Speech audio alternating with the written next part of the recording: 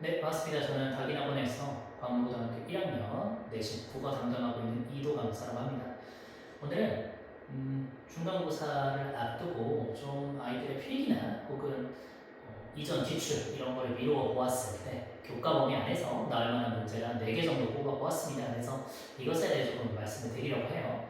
내용은 서점갈래 2개, 서사갈래 2개고요. 바로 일단 시작을 해보겠습니다. 첫 번째로 학습활동에 나와 있는 서술자를 나로 설정하는 까닭입니다. 이거는 뭐 거의 100% 나온다고 생각을 하고 저는 서술형으로 나올 가능성이 높다고 봐요.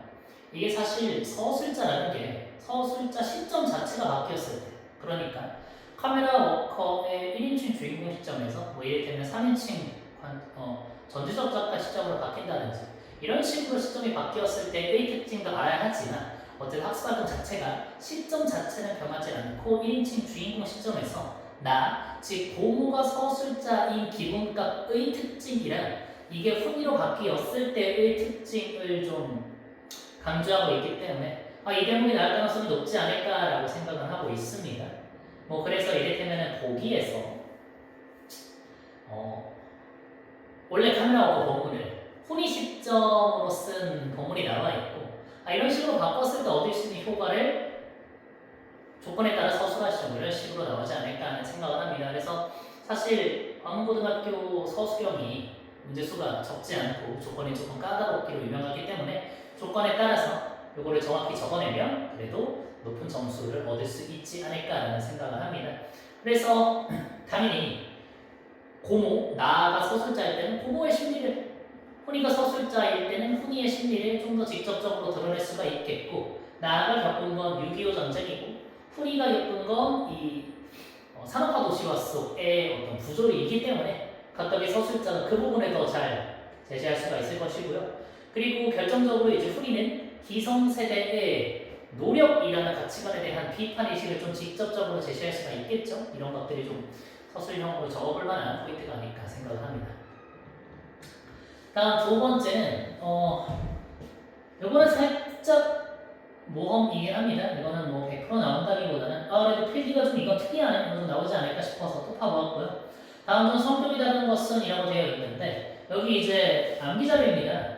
제가 이제 필기나 이런 거 다 취합해서 만든 것이고 보시면 볼드 처리가 되어 있어요. 정확히 잘 안 보이실 수도 있는데 뭐 자식, 주인, 과장, 소장, 회사, 그분들 막 Y건설, 패거리 이들이 어떤 좀 빈들될 수 있는 일, 소위 좀 너무 열심히 일하지 않고 그래도 생산직보다 훨씬 고임금을 받을 수 있는 직종 아니겠습니까? 그래서 어떤 같은 속성들끼리 묶어라 혹은 이들 중 다른 속성을 띠고 있는 것을 고르시오 이런 식으로 출제가 되지 않을까 싶어요. 그래서 이 암기 자료에서 볼드 처리가 되어 있는 부분은 좀 주의 깊게 볼 필요가 있겠습니다. 다음은 극갈래입니다. 극갈래 시나리오 표현 기법 같은 경우에는 작년에도 엄청 강조해서 나왔습니다. 작년에는 이제 몽타주 기법이 적절하지 않은 선지가 나왔었고 몽타주 기법은 사실 교과서에도 나와 있지 않고 수업에서도 언급한 적이 없긴 합니다만 어쨌든 그게 정답으로 나왔었고요.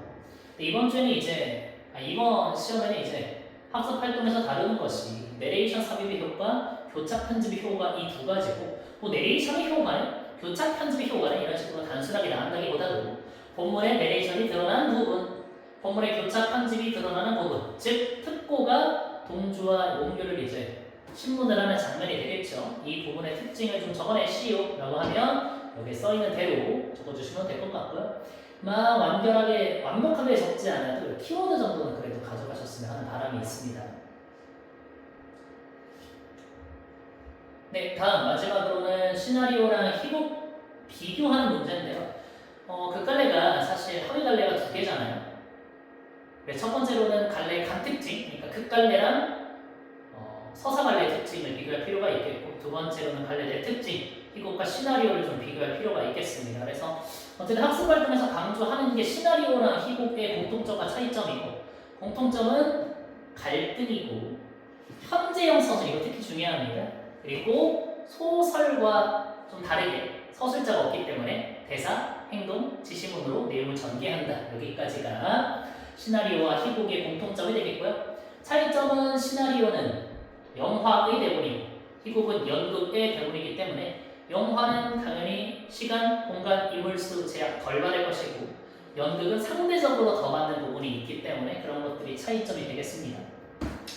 작년 기출 같은 경우에는 서술형으로 이제 파수꾼이 제시가 되고 파수꾼은 아무래도 희곡이다 보니 파수꾼에서 관객들을 향해 뭐 이런 지시문을 보고 이런 지시문을 사용해서 관객들을 극 내부로 끌어들일 이유가 무엇인가 이런 식으로 서술형이 나왔어요. 그때 정답은 아무래도 희곡이고 연극의 대본이고 연극은 시간, 공간, 등장인물의 수에 제약을 받기 때문에 이 마을 사람들의 수를 구현하려면 관객을 극에 끌어들일 수밖에 없었다 이런 식으로 답을 적어내면 됐었거든요. 그래서 어느 쪽이든 이 시나리오랑 희곡의 공통점과 차이점은 서술형에 나올 가능성이 높다고 보고 뭐 어느 방향성으로 문제가 나오더라도 답을 적어낼 수 있게끔 공부를 해주시면 좋을 것 같습니다.